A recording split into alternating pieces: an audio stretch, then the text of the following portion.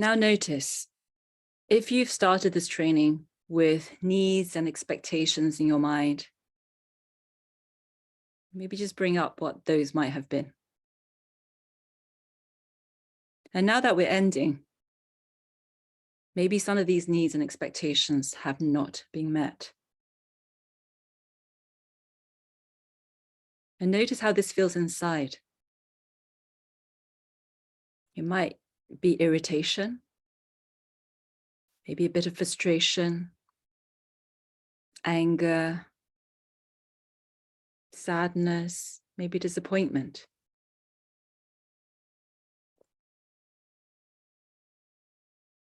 Just acknowledge that. Notice how you feel about the person or people here that haven't met your needs or expectations. Notice how this feels.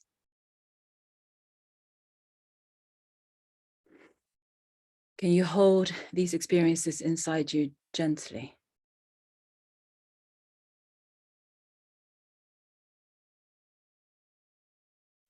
And let me ask you these questions.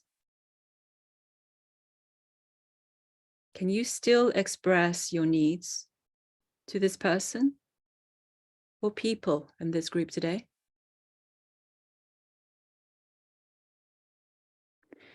Can you allow this experience to make an imperfect imprint in you? And can you hold and own the experience, even if it's imperfect?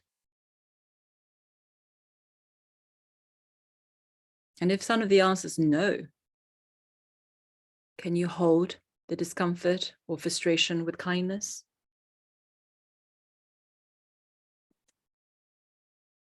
And endings are imperfect. And if any of you have a piece of paper in front of you, can you just bring it up? If you don't worry. And I want you to just rip a shape out of it.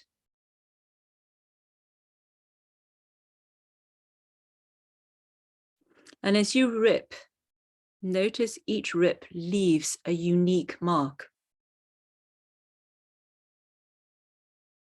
Some endings are ripped by others. Some are made together. And some are ripped by you. So ask yourself, how many endings have you mindfully created?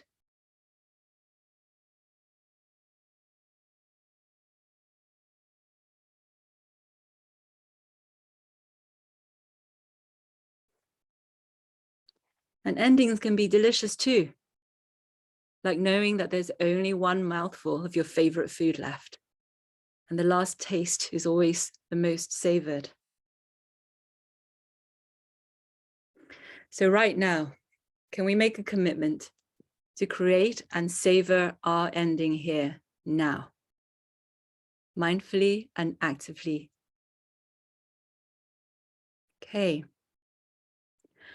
So is there anything you need me to know right now before we move on? And welcome everybody.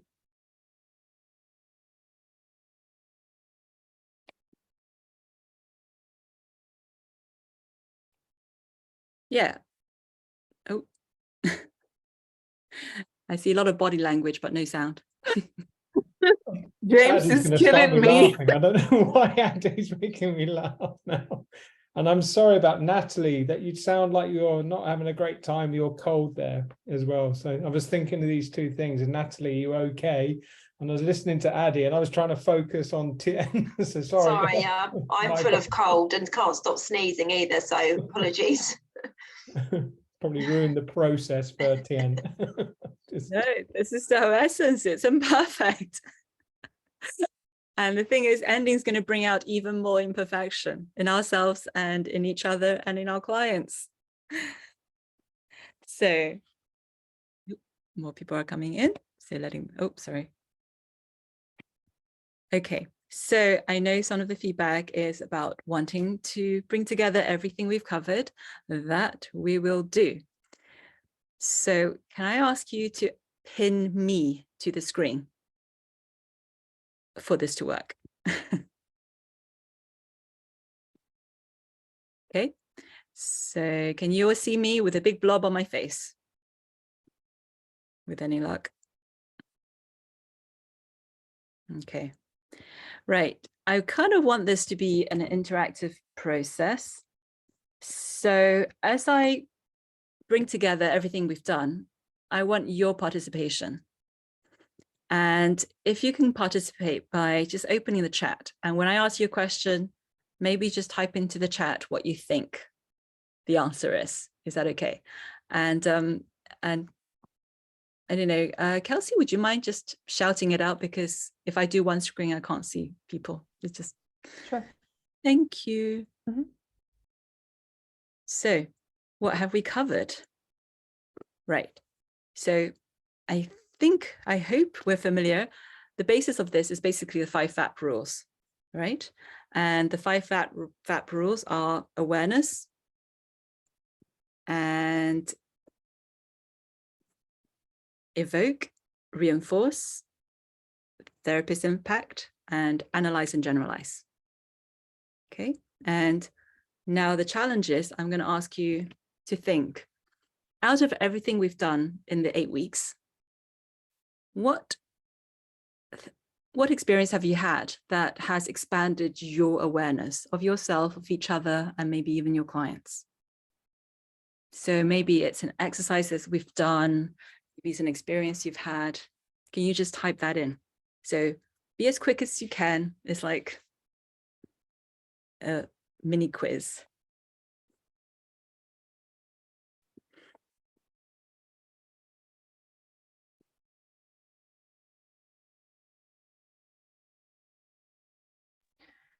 That's great. We've got, do you want me to read them as they come?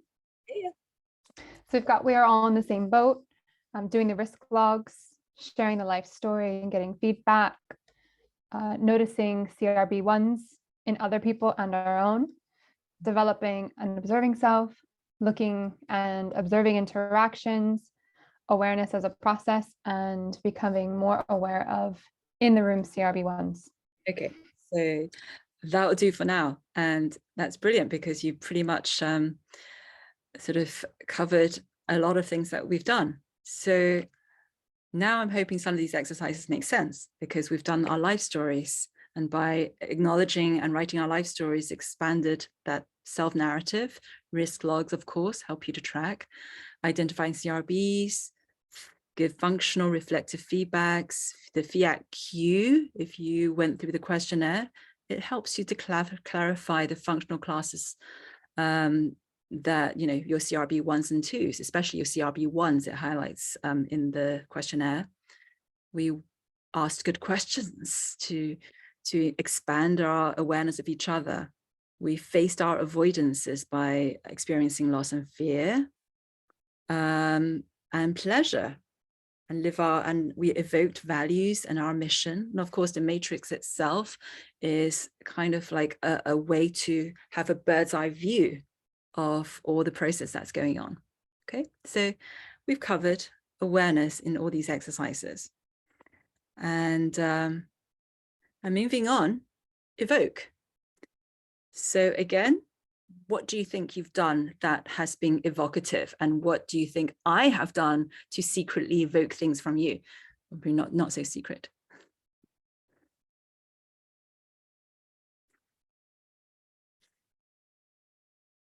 Again, just type away, guys. Let's keep it fast and furious, the first half. Yeah, exactly, asking good questions.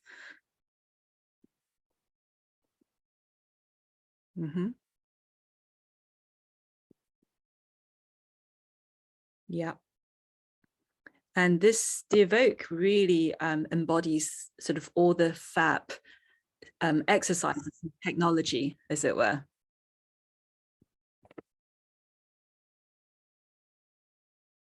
Okay, so again, some of this overlap, right? As we evoke, of course, and feed into awareness. sharing life histories, 100 positives. We looked at therapist avoidance questionnaires to expand, our knowledge of CRB1s, shame sharing, our loss inventory, personal mission values. All of these are evocative exercises for ourselves and therefore for the client. And every session we opened with a sacred space. We opened with a mindfulness exercise. And you may have noticed the exercises themselves are evocative, right? They evoke deep thinking. So don't worry, I am recording this. Okay. And rule 3, reinforce. Now, you've been doing this from day 1. Okay, in a way, this is probably the most important training in FAP, is to be able to give warm reinforcements. And from day 1, the whole community is based on giving genuine, heartfelt feedback, reflections, and of course, just an act of awareness, saying, I see what's going on for you, is both evocative and reinforcing. And we delved into personal missions and values. Values are intrinsically our verbal intrinsic reinforcement. Appreciation and the self-care section in the log are to correct that cognitive bias and to help reinforce your well-being. And strategic self-disclosure to equalize shame. So, for everybody to share their shame and disclose similar situations. We transformed loss to love. What we have lost has been meaningful to us. And of course, personal mission is sort of value work. Okay, so does that kind of make sense? We've covered all of that within this. Okay. And therapist impact. In a way, level 1 training very much focuses on the therapist impact part. So as you can see, oh, those of you that just arrived, please pin me to your screen. Otherwise, you can't see this very clearly. It's very, very small. So you have to pin me in. So more of the same is risk logs, asking what our impact is, noticing each other. And as we work together is to be able to give each other honest feedback of how we are impacting. And because it's not something that we can ask our friends, I mean, certainly is something we can ask our clients. And then noticing the response as they actually give us the feedback, right? Because sometimes for some of us, receiving feedback is really, really hard. And session bridging form has been really important because it both reinforces our work and also allows us to change course if our client is saying something that's not working. And I'm asking you, how has this training increased your awareness as a therapist? And of course, at the end, I beg you to give me a training evaluation because it both reinforces me and help me improve. Right? So if you're in the same situation, you want that evaluation too. So be kind. So therapist impact is rule 4. And lastly, analyze and generalize. So this part is really just bringing everything together, a bit like this session in a way.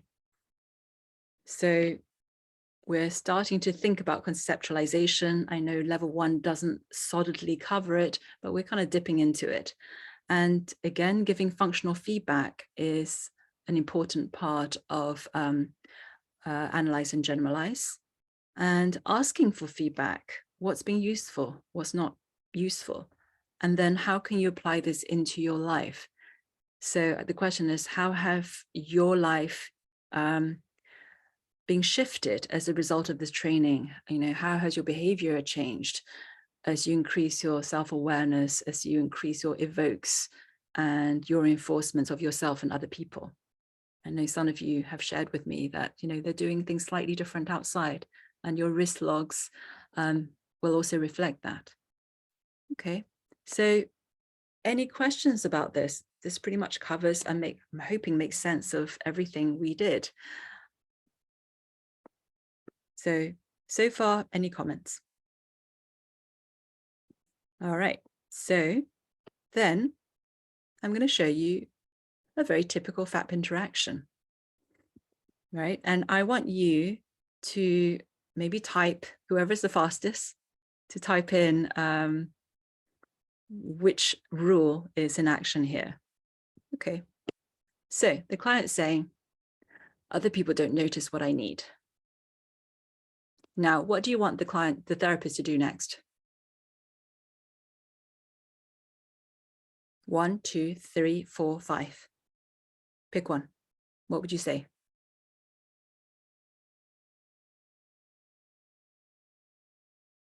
Okay. 1, awareness. Okay, yeah. I noticed that you're struggling.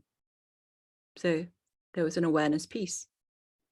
And when the therapist says, I notice that you're struggling, it can be a 1 and potentially another 1. What else? 2 and a 3. And you're all right, because FAP moves are beautiful like that. An awareness remark can serve as an evoke and a reinforcement.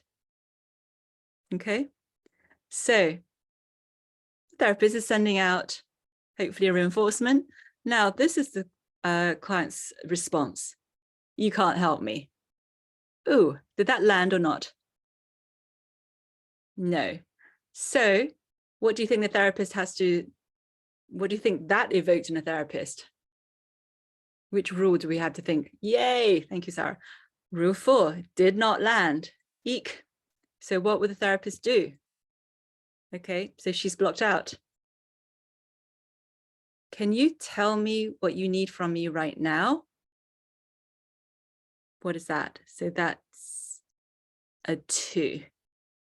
Yeah, that's an evoke. So she doesn't give up. She goes at it. Can you tell me what you need from me right now? Right. And in a way, there's kind of awareness piece in there in a 1 as well, because the client's saying, I need something, I'm struggling. Okay, let's see if that lands. Oh, I'm in pain. Is that good? Are we getting somewhere? Okay. And what's your next response to that? 1, awareness. So acknowledge that you're in, reinforce. Yeah. So 1 and 3. Let's see if she does it. You shared with me you're in pain. Yeah, 1. Thank you for trusting me. Yeah, 3, reinforced. Boom. Okay. So that sent across. Let's see if it landed. Oh, no, she did another evoke. Hasn't finished yet. Do you tell other people what is going on for you the way you just told me? Okay, what's that move? That's a really classic FAP move. Yeah, that's kind of a 5, and it's going from in to out, right? The client just did something. And the therapist want to know, do you tell other people that you're in pain too? So let's see if that lands as well. Ooh, no. Okay. So now what? She does not give up, the therapist, and goes, it can be hard to tell other people what's going on for us. It's vulnerable. Now that you've told me, I'm with you. How does this feel? Right? So you can see 1, 2, and 3 in there. Yeah. Okay. Oh, okay. I think we're getting somewhere. I feel alone. I feel less alone, sorry. Right. I'm glad you feel less alone by letting me in. Do you think you can practice sharing how you are with people in your life? And again, what's that? That's a 5, right? So now that's actually a beautiful FAP interaction where you move from 1 to 5 in one little snippet. And again, going in to outside. Okay. So this is just a little illustration here. Any questions about this? All right. So what's going to happen is we're going to do this live, right? As requested in your bridging form. Now I need a volunteer. So I want you to go back to your mindfulness exercise. So those, for somebody in here, I'm hoping there's somebody who felt that they have unfinished business with me. So maybe you came with some expectation or some needs that you felt hasn't been totally fulfilled. I wonder if you can be brave enough to be my volunteer. Or maybe you just want to work with me. Can I have some unfinished business with the training, not with you? Okay, fine. Let's do it. All right, so I'm going to pin you, if that's okay.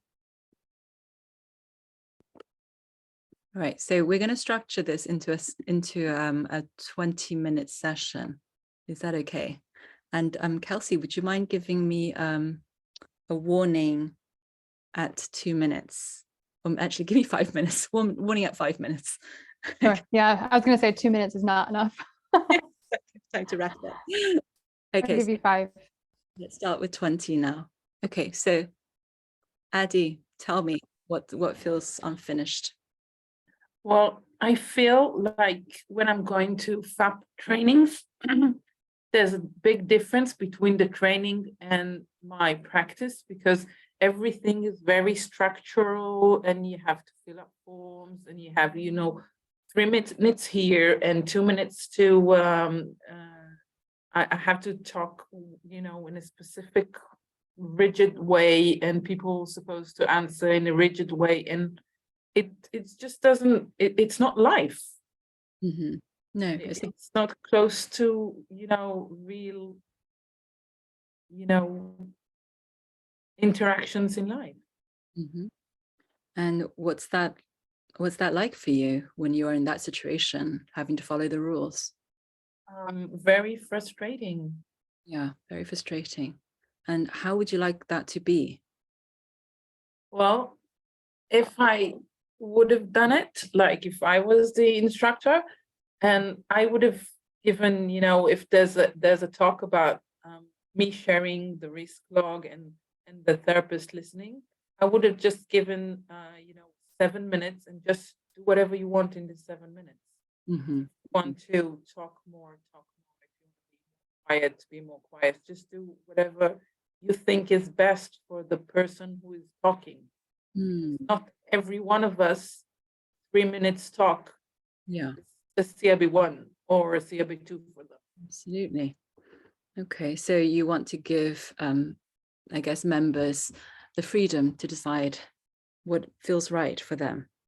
And this is what feels right for you, to have that freedom. And so I guess with me, how you felt in this training, what has it been like for you? I loved it.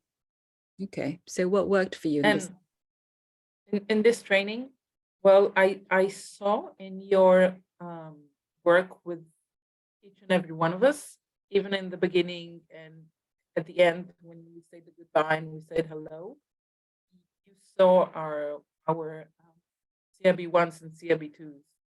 You commented, are you being brave now? Are you courageous? And it was like, this was real life.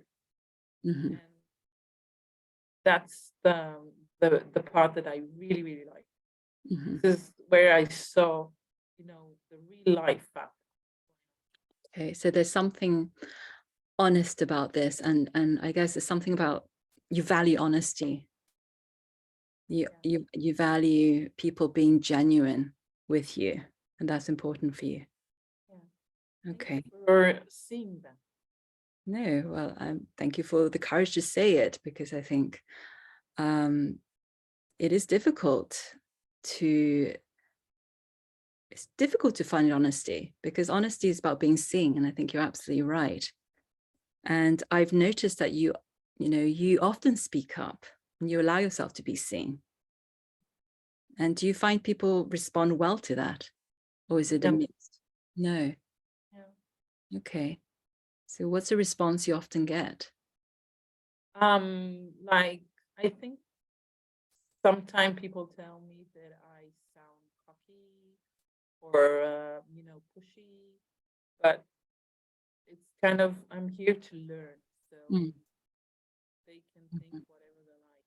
And sometimes I get, you know, I have private messages. Thank you for asking that because I didn't have the courage. Yeah. You know, sometimes it's you know, yes, enforcement, and sometimes it's not. But I'm not doing that for either one of them. Okay. Here for me.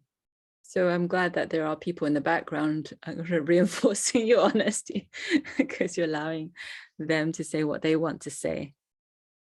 Oh, I think somebody says the audio is breaking up, hoping it's holding. So I suppose, what are you, you know, you're saying you would like more fluidity. But from what I can see, you have always been quite bold in this group. Is it just this group? Or, I mean, no, you said you're bold in all the other places. It's just, it gets punished. Right. Okay. And how do you respond to people saying you're too cocky? Some of the people commenting that the audio breaks up. Is it for you as well? Sometimes, because I can still just about hear you. So maybe it's worse for some people than others. Okay. I think Can you ask that again? Because I was reading. Yeah, I'm just wondering, when people like maybe criticize. Oh, that's clever. Okay. So when people criticize your boldness, how does that affect you? It actually feels like sometimes like a punishment. Sometimes it's just, you know, something that people say, and I cannot do anything about it because, you know, it's their opinion. Okay, so as you said, it feels like a punishment, but it's not something you can control. That's tough.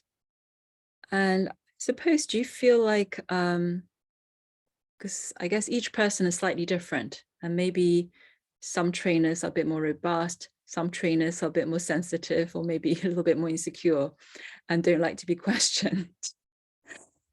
Do you notice that? Do you notice that, you know, different trainers maybe have different response to you? Yes. Okay. And have you noticed who you trigger, if that's the right word? Have I noticed what? Who triggers, who do you trigger more in terms of who's more, what kind of person is more punishing towards you? I think that people, I'm not sure, that people that are similar to me, that are more bold, Okay. is more problematic. Right. So people similar to you and maybe even more bold than you. So they feel challenged. So it becomes like a stag. Yeah, I'm not sure. It's like a struggle because it's me thinking what they're thinking. I don't, but okay. If I can categorize people that are going head to head with me, it's people that are closer to me in the temperament. Yeah. And do you feel like, do you feel you can adapt your honesty to different personalities or characteristics? Is that easy to do? I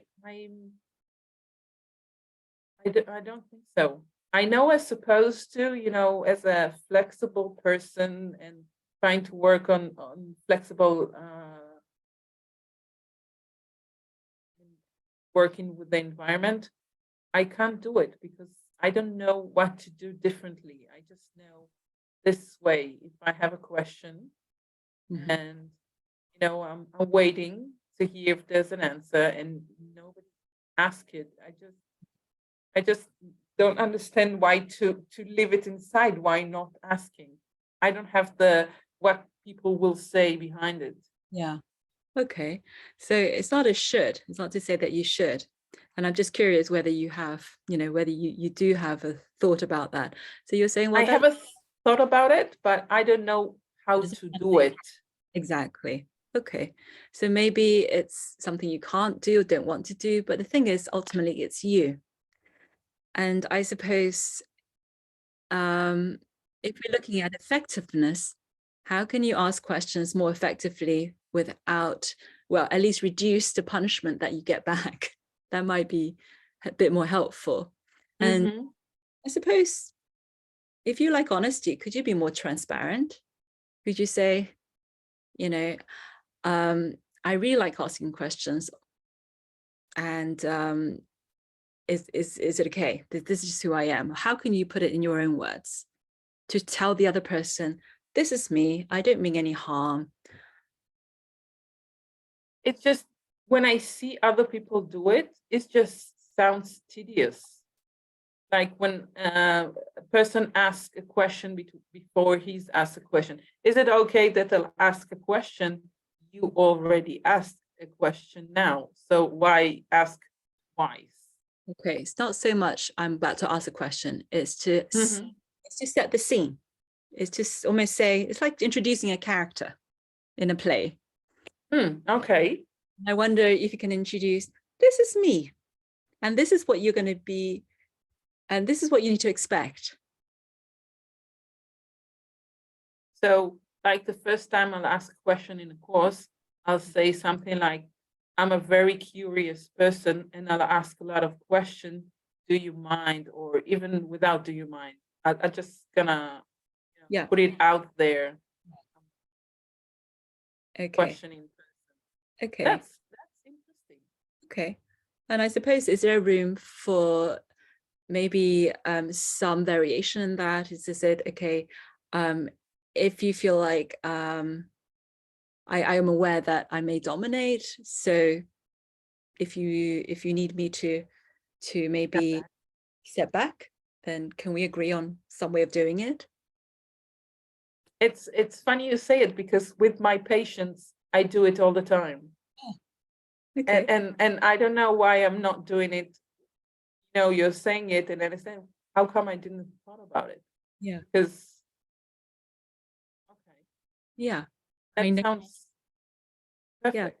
Okay, that sounds really workable, because I actually really like the fact that you ask questions, and I think having curious person in a workshop really just, brings the whole thing alive. Otherwise, it's be like a graveyard. And it's very reinforcing for me if somebody's asking questions. So I definitely appreciate that. Yeah. So I guess what is it that you want to take from this experience together? Well, I kind of like to understand why FAP is sometimes in the training so rigid. Mm-hmm. I guess it's who it's training, and also maybe it's honing a specific skill. And I appreciate that you just asked that question, and maybe it's worth just asking that question to different trainers you encounter and be interested in that answer. And maybe ask yourself, if I'm the one doing it, how would I do it better?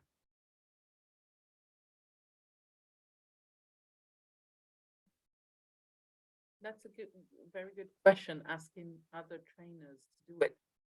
Because I've been to, Mavis, and I wonder why she is doing that so rigid. And here I got your answer, and I can keep on answering, questioning.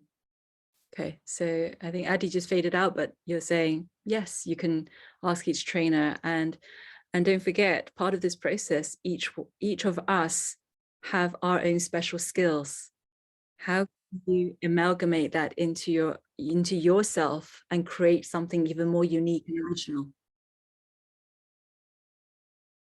Yeah, it doesn't have to be how I do it. It's how can you create something, still following the functional analysis, of course, but doing in a way that's going to connect with some other people. Okay. So can you maybe just give me a summary of how you want to take our conversation out today? Next time, when I'll be in a training and when I will introduce myself at the beginning, I'll introduce this part as well. Just I'm from Israel, I'm physiotherapist, blah, blah, blah, and I'm like to ask questions. And if it's too much, please let me know. And I'll wait to the end or something. Yeah. And I still don't know what to do with people around me, but I'll think about it, because it's very clear with patients, and it's not very clear with, you know, one-to-one interaction. Okay, so it's clear with patients, but it's not clear in sort of social or training situations. No, in training situation, yes, because there's, you know, this Okay, introduction part, but Okay. when I meet people, just right. Same. Why can't I 5 be? minutes. That's 5. Thank you. So maybe Adi, take away the categories and the boxes. Maybe just think, here I am, I'm showing up. You know, I'm sorry, am I asking too many questions? Feel free to tell me. I'm just really curious about people. It's the same.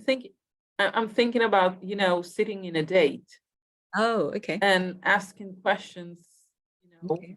and people see my questions as bold. How to, you know, do a preview for that. Ask them. In a way you would ask your client. Was that too bold? Was it uncomfortable? Can you let me know?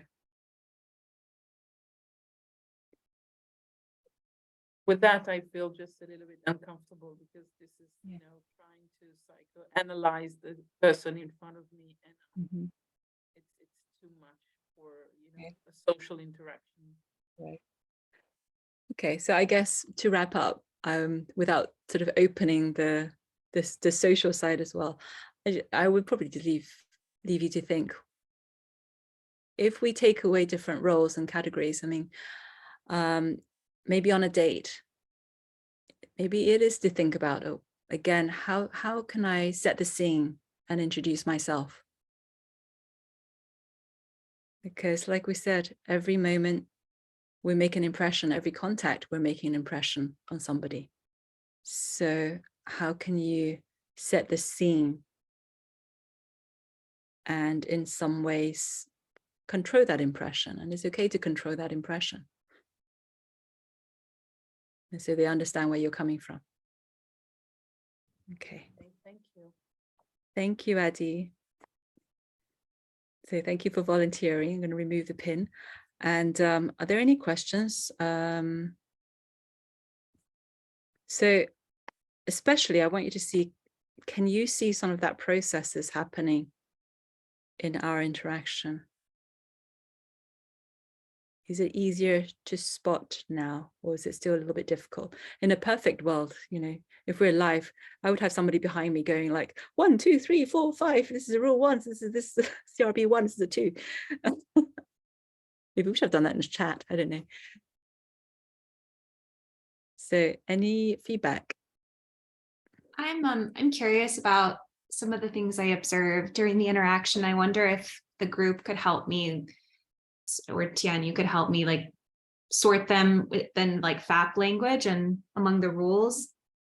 I noticed a couple points where it sounded like you offered some suggestions for Addie of like things she could try, ways to like resolve or address the issue that she was speaking about. What rule would that fall under? That would still be evoke, because it could either land or not land. Yeah. I'll let the group answer. I'm going to mute myself. And then the other thing I was wondering about seemed like there was a place where you were evoking maybe like discrimination. You were asking her about different what she noticed about different trainers and to have different personality types reacted. Is that also an evoke, or is that, does that fit under the rule 1 about awareness?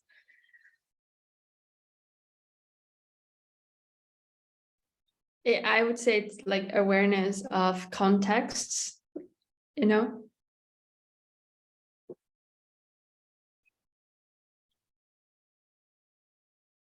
Okay, thank you.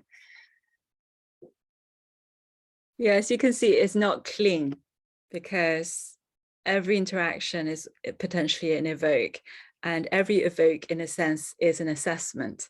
And in a way, this is what makes the FAP beautiful, because you're assessing, and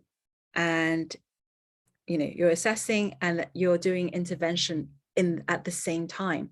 The two is always wrapped together. It's impossible to separate them. And I find that really powerful, because you're basically doing therapy from the first moment and from session 1.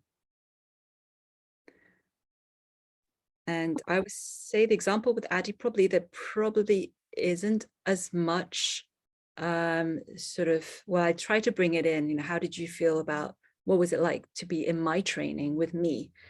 Yeah, Kelsey, you got hands up? I was just going to say, I was rule 4, not a whole lot of it, but I think if you had more time, we would have gotten there. Yeah. Absolutely.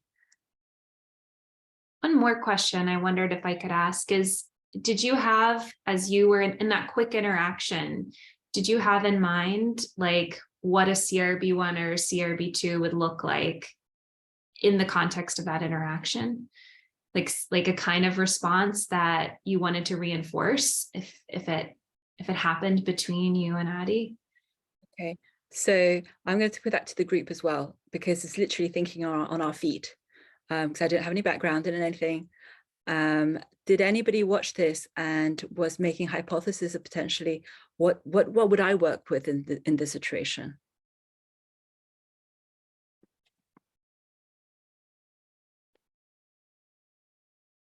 Because she's basically taking something out there, right, about other training. And she's saying, why is it all rigid? And when I ask questions, I'm sort of punished for asking questions. I thought that the whole kind of talking about like introducing yourself in a certain way was an attempt to do the CRB2 somehow. Yeah, that's what I thought. Yeah. Hey? I try to see if I get right. I see there is a turning point is when you ask her, what do you like about the training? What worked for you? And then she say honesty and genuineness. There is a turning point here is you say, do you like to be seen? Do you like honest? You value honesty and genuineness. I see this as a turning point, which is turning into, you ask about when people criticize your boldness. So this, I think, is you identify CRB1. And from here, you start getting into the FAP. You start doing that. I see this is a very important transition, and then start that assessment interventions both end, like doing the same time. That's what I saw. I don't know if that's correct. That's really nice. It is, because it's trying to fill out what is CRB2. And Zoe, you always say correct. By the time I ask that question, I already have a sense of potentially what CRB2 is. Then my evoke can be a little bit more accurate. But yeah, so it is trying to extract exactly what is she after in that situation, right? At first it was about rigidity, and then it was something about, well, if it's rigid, how would you want to be? And then she opened up exactly as Pei said, and then we're getting, okay, so she wants to be seen and to be genuine. Asking question is part of her being genuine, but being punished for asking questions is of course nice. If she's being punished for asking questions, then there's a question mark in, sorry to talk about you, Addie, there's a question mark about how is she asking the question. Maybe how she's asking question might not be effective for all people. right? And this then we led to discriminating people in situations. Is she capable of doing that? Yes, she is. On the other hand, she doesn't know how to do the variation. So the shortest solution I can come up with, okay, well, embrace yourself. So if we embrace ourselves, we just have to let people know this is how we are. Okay, so it's kind of very fast moving, trying to work out, okay, what's the best way to get through the situation? But that just kind of comes with practice. Generally, I would say you work with what you have and not push the client against anything. So I could go into skills. Well, Addie, you know, let's practice different ways of asking questions. Like, actually, no, because I really enjoy the fact that she asks questions. So let's just go with the fact that this is her. How can we embrace who she is? And I'm still, you know, this part of using the relationship, right, to in order to evoke. So, and I think the interaction, because of time, you maybe didn't use as much, but I'm assuming it's this point where she would like present herself and then be bold, that you would use it as a reinforcer, a blocker, right? Yeah, and I guess the funny thing is, she has been in session with me, so I have observed her throughout the session. So that information is still there, and I can't delete that from my head. So all the interactions I've had with her, and I know Addie can ask quite challenging questions, I've already assessed that. So from my point of view, you know what? I actually don't think it's too obstructive. I don't know, some of you might disagree, but I'm the trainer here. I actually find that is okay. So I have to go along with that. Does that make sense? But you're absolutely right. There's not enough in-session stuff that I can evoke in that time. Okay, so well, we're up to an hour. So I really want you to practice in pairs. And what I want to focus on is, I guess, maybe a sense of not getting your needs met combined with your mission statement.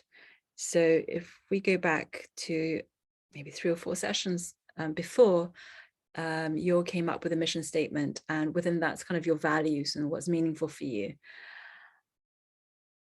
If we hold both, not having your needs met, maybe in this group, maybe in a situation that's going on for you right now,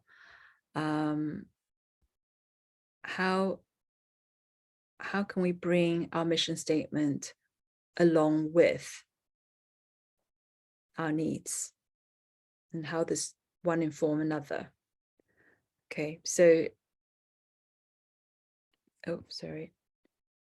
And okay, no problem. So you can just sit out of that one. Okay. So I guess, Can you repeat that, please? yeah, I'm just sorry, I was trying to recreate the rooms. Yes, so we're going to work in pairs. So I want you to go or practice the FAP interaction. So trying to bring in 1, 2, 3, 4, and 5 in that time. And the theme is just talk about unmet needs, and maybe within that, your mission statement. How does your mission statement help you deal with your unmet needs, or maybe accept them, or maybe to find the courage to have them met? Does that sort of make sense? Okay, so that's recreate all rooms. How many people are we? We're bouncing in and out. Okay, 1, 2, 3, 4, 20, so 10 rooms.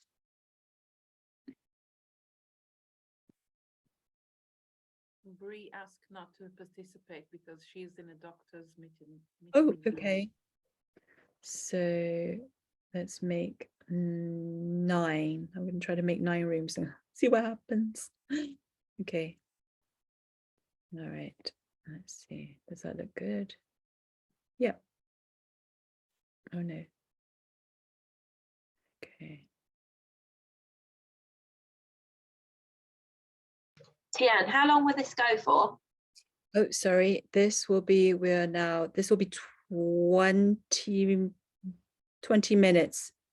So just one way. And move to room 6.